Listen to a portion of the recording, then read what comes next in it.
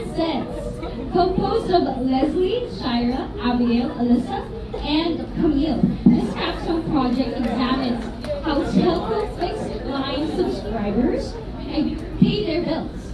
Using various models, the team explores patterns in payment behaviors, identifies reasons for delays, and evaluates the risk of late payments.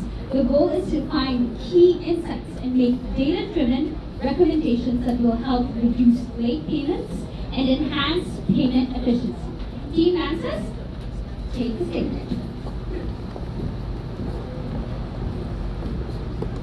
So, good afternoon everyone. We are NAN Sense Makers, and since our capstone project is about payment behavior, we'd like to introduce ourselves and our payment behaviors. So my name is Ayla, and I pay my bills as soon as I get them. Hello, I'm Leslie, and I pay my bills online. Hello, I'm Alyssa, and I pay my bills when I can. And when I cannot, my mother begrudgingly takes the responsibility. Hi, I'm Shai, and I pay my bills just like anyone else during payday. I'm Camille, and I don't pay my bills. Yet, thank you, Ate. So bills. Like, there's nothing, we don't really get excited like thinking about our bills, right? So we don't look forward to seeing our friend Judith every month. So it's just a thing that we do once a month. We just go and pay our bills. But for this afternoon, we hope to get all of you like a little bit more curious about how we pay our bills. So our capstone project is called Chasing Payments, Understanding Subscriber Payment Behavior. For context, our sponsor is PLDT, and PLDT is an internet service provider. So for PLDT, late payments are not just late payments. Why do I say this? For PLDT, when a subscriber pays late, it entails higher follow-up costs. It also means that there's a decline in customer relationship. It also means that there's a higher likelihood of the customers canceling the service. So with this in mind, we go to our main business problem. How can PLDT reduce delayed payment risk? To answer this, we focus on three analytics problems. First, what factors are associated with longer payment times? So we analyze factors like payment channels, tenure, and bill periods to see which ones affect payment times. Second, what is the late payment risk for PLDT every month? And lastly, we ask, what are the different payment behaviors of PLDT subscribers? So to do this, we segmented subscribers based on their payment patterns. Let's take a look at data. Now, let's take a look at our subscribers. So we have a wider base of 3.3 million PLDT subscribers. And with that, we've drawn a 300,000 subscribers, PLDT subscribers for this project. Next is, let's take a look at the billing cycle. So we already know this. If the first of the month is your invoice date, the due date will be on the 25th of the month. And upon looking at our data, on average, it takes 21 days, our PLDT subscribers take 21 days to pay their bills from the invoice date. However, these payments, most of these payments, or 23%, are considered late payments, or they pay beyond the due date.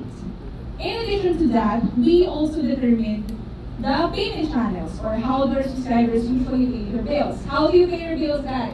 Online. Yeah, we have that. So one of which is the mobile payments. So we have mobile payments. These are payments made through mobile wallets. Second is, what we said, online banking. So these are payment transactions in online banks. Also, we have physical locations. Who here still pay in buy centers or in the banks physically? Not anymore. Some? Yeah. Okay. So we still have that in our data set. Physical locations who pay directly in the bank or buy centers. Fourth is, we also have e-commerce payments, the new trend right now, paying through online shopping platforms. And lastly, we have the auto debit. So these are payments automatically deducted from our bank account. Also, we have subscriber tenure. So we categorize our PLDT subscribers on how long they've been with PLDT. So Our new subscribers, these are from 0 to 6 months, and these are considered our infant PLDT subscribers. Subscribers who have been with us for 7 to 24 months are our mid-range PLDT subscribers. And lastly, subscribers who are over 2 years or over 24 months are our tenured PLDT subscribers. Lastly, I would like to present the bill period. Okay, the bill period, the due dates. Okay, so this bill period, in a data set, we have 10 that is given to each on every subscriber. And the easy way to think of this is that there are 10 due dates in a month within our data set. Now, let's go to an exciting part of our presentation, the model. Okay, back. So, for our first analytics problem, what factors are associated with longer payment times? We ran a decision tree regression model to determine which factors are associated with longer payment times. So our top factors are, first, the payment history for the past 3 months. What does this mean? This means that whether a subscriber has been late once, twice, or if they missed all of their previous due dates. The second one, as mentioned earlier, are the payment channels. Third is tenure, so we have our infant, mid-range, and tenured subscribers. And lastly, the bill period, or what due date is the subscriber in. So, just to recap, okay? So if a PLDT subscriber gets their invoice on the first day of the month, their due date is on the 25th of the month. On average, it takes our subscribers 21 days to pay their bills. However, if we consider the past payment behavior of subscribers with no late payments during the past 3 months, they pay within the 21 days.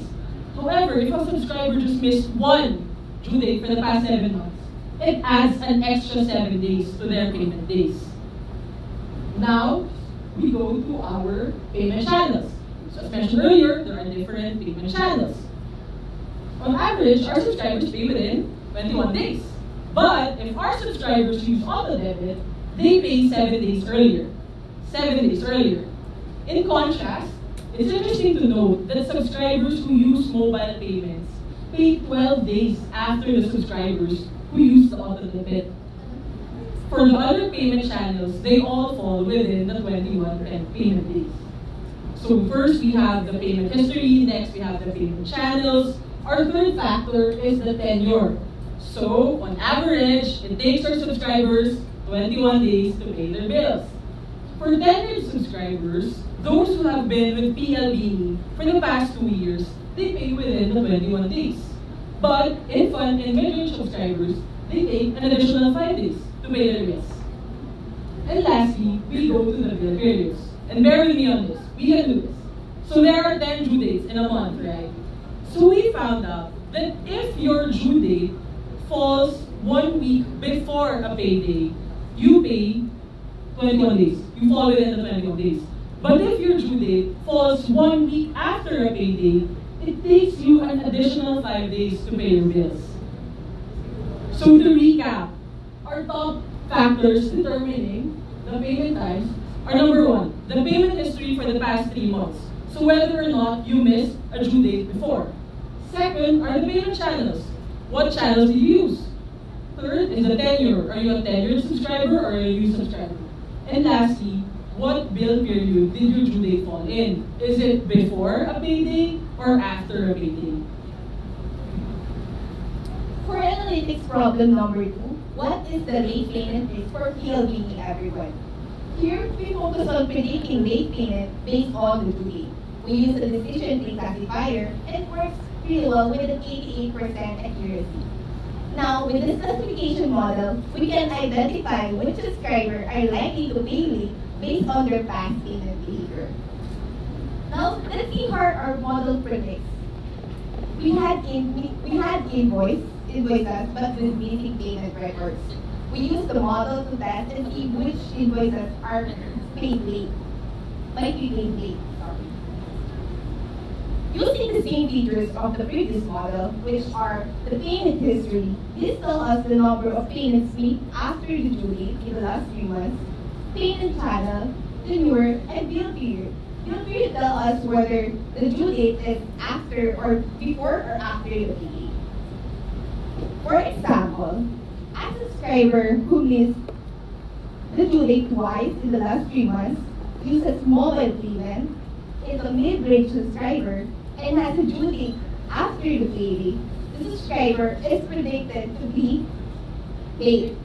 On the other hand, a subscriber who only meets the due date once, has payments, uses the online banking as a payment channel, as a tenured subscriber, and has a due date before payday, is expected to be on time. Now, to answer the analytics problem number 2, what is the late payment risk for PLDT for the coming month? Our model predicts that 37% of the invoices are expected to be late.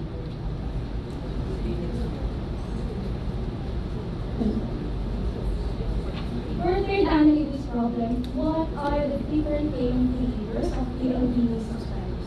After this, we analyze different payment behaviors of PLDT subscribers and we've identified 4 distinct personas through case study. Let's read them. First, we have just-in-time jacks. Just-in-time jacks are 35% of our subscribers. Just-in-time jacks are stable and predictable. Just-in-time jacks usually pay their bills on or around the same day each month. Then we have Payday Patty. Payday Patty is 33% of our subscribers. Payday Patty, as the name suggests, consistently pay their bills on or around payday. Then we have Veteran VT. Veteran VT are long-term subscribers with an average tenure of 9 years. Veteran VT are 25% of our subscribers. Veteran VT have prompt but varied payment habits, as some veteran VTs may pay very soon after receiving their invoice, while some veteran VT may delay for a longer period. Then lastly we have Big Ating Betty. Big Ating Betty is the smallest group at just 7% of our subscribers. Big Ating Betty have unpredictable payment behavior. Big Ating Betty have on average larger payment amounts than other personas, but their payment varies from one invoice to the next. Some Big Ating Betty will pay twice the amount of the current invoice and not pay the next one. So, to summarize, we have 4 distinct personas. We have just-in-time jacks, who are stable and predictable. We have Payday Patty, who consistently pay their bills around payday. And we have Veteran VT, who have prompt but varied payment habits. And lastly, we have Big Ating Betty, who have higher payment amounts but are less predictable. So now, to answer the question, how can PLDT reduce delayed payment risk? But first, let's go back to the previous prediction. So what you don't know is that most of these subscribers are from the Payday Patties and the just-in-time jacks. So with that, we have segmentation-based enhancements, especially for these 2 subscribers. Now, generally, auto-debit payments tend to get paid earlier than any other payment methods. And so with that, we propose to make auto-debit more accessible and appealing for the subscribers. And what we can do is, we can incentivize them to switch to auto-debit and maybe work with Maya to make auto-debit accessible, especially for the just-in-time jacks, since they have a reliable and predictable payment behavior.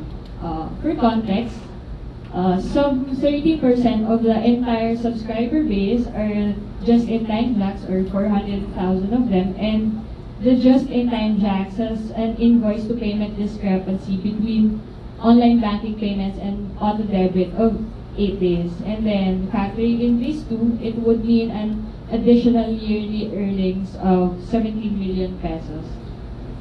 And another recommendation is to create a risk model per segment. It is so we can tailor specific subscriber risk management strategies, and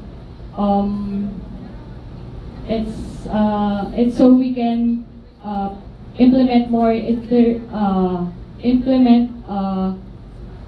targeted interventions for at-risk subscribers and provide support mechanisms. And to set an example, we made a model for the payday patties who like to pay during paydays. And for the payday patties, the top factors affecting their payment delays is the first, payment history for the past 3 months or similar with the other models. And second, whether bill period is 1 week from a payday, specifically 1 week from a payday. And so the model predicts that almost half of the payday patties will pay their invoices late for the last month's invoices. And but here's an interesting thing. If we switch the billing period to 1 week before the payday, it would be reduced to 13%. So imagine 13% from 46 predicted late payments. And with that, we recommend that we move payday patties billing period to either 9th or 24th or first week from a payday. So with this, if a payday patty who has a billing period that starts at 9th of the month, the due date would be on the 3rd the following month. And so if she likes to pay during the first payday or the next payday, the payment will not be late. Okay, so for our last solution, in order to reduce the late payment risk is to shorten the payment window. So other competitors have shorter payment terms such as 20 days, 21 days, or 24 days. In addition to this, what if we increase the penalty to influence the payment behavior? So basically, let's have an example on how we can apply this penalty approach. So again, let's go back, let's have a quick recap. If your invoice date is on the 1st of the month and your due date is on the 25th of the month, on average, it takes our PLDT subscribers how many days? 21 days to pay their bills. And with that, if we take a look at the 25th of the month, those that are late payments, as we look at the number of late payments with all the subscriber base that we have, the 3.3 million, all the late payment penalty fee, if we apply a 50 peso late payment penalty fee, we have a 266 million penalty fee in a year, in just a year. In addition to that, again, so from, if we recommend shortening the payment window from the 25th, we shorten it to the 21st, since this is the average number of days that our subscriber pay. What will happen is the earnings will skyrocket to 1.1 billion pesos in a year. So, the question is, should we give up on chasing payments? No, we shouldn't give up on chasing payments. We know that PLDT subscribers, late payments for PLDT subscribers have been a challenge. But we have things to improve that. So, we could understand the payment behavior of our subscribers and that we can create strategies to make payment faster and easier. We can make our auto debit more accessible. We can also shorten the payment window. And last, we could provide an intervention to our at-risk, specifically at-risk subscribers. Remember those payday patties? If we shift that billing period, we can reduce the late payment risk by a big margin. That could create more savings for the business. So with that, thank you so much for listening to our presentation, and we are now open for questions. Thank you, ladies. Could you quickly let us know what you were doing before and So again, my name is Shai, and I am a teacher and actually part of the 9 teachers of this batch. My name is Ayla, and I was in digital marketing. My name is Elizabeth, and I used to be a front-end engineer. Hello, I'm Leslie. I'm currently in the field of RC. I'm Camille, and I'm a graduating student pursuing a PSL. Okay, ladies, questions from the audience or from the judges? Ano ka nakasiguro na Hi, good afternoon and congratulations. First of all, I would like to commend your data storytelling is actually very, very good, right? Even the visuals itself, very succinct, very engaging as well, right? You don't need to populate the entire deck with a lot of numbers because actually, if your audience is really the business people, it makes them more engaged. If you have presentations like this, right? Because if you present a lot of those numbers, a lot of times you lose your audience, right? Unless your audience is very data scientist boss who would like to understand the methodology behind what you just presented, right? Actually, my question is, you analyze about late payments, right? But is there anything in your study that says that late payments actually result to non-payment? And if at all, what is the percentage of that? Because that to me is the risk, right? Late payment as it is not the problem area. The problem area is non-payment. So where in the study can you highlight the risk of non-payment? So yes, for our data set, we actually measured a lot of the internal PLDT classifications on the due dates. Just a small percentage of the data set resulted in non-payments. So we chose to focus on the other dates that are present, but it was there. It was only about like less than 1% of our data set. So we focused on the how to reduce the delayed payment risk for them. So if the focus is the late payments per se, right? What is then the advantage of doing that? Because if the risk is not non-payment, if you see that late payments still resort to payment after the fact, then what then is the advantage of having the study for your particular audience? So by just understanding what we did is we tried to understand how these early payments or early payers or what are their behaviors. So we tried to adapt that so that we could reduce the risk of having late payments.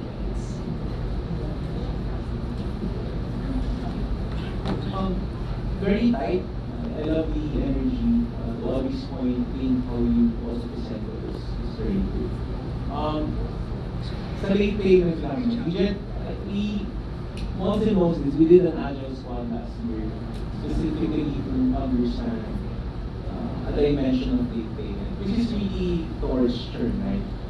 To Audrey's point, it's not really the late payment that is the issue. It is whether the late payment is an indication that the subscriber will churn. So, if that is the case, then my question is, how would the increasing the late penalty actually solve the churn issue, right? Because if you increase late penalty, baka lalo right? It's always a balance between imposing penalties because we always try to, as a company, right? As a company, we always try to make sure that we make the customer feel at ease when they use our services and when they do business with us. Penalty is not something that we strive for because it makes the customer uncomfortable. Nonetheless, it exists because you want to make sure that the outliers are the ones that are truly being penalized. So when I look at the results that we presented, and you recommended the increase of late penalty, did you actually do a study or a simulation as to how that would affect churn?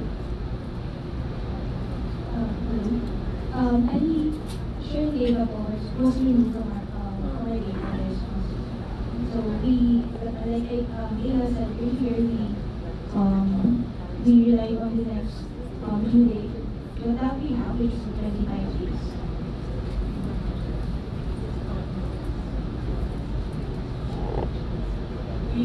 We also did this on the advice of our POC to focus on the late payments because, as mentioned earlier, those data are not part of our data set.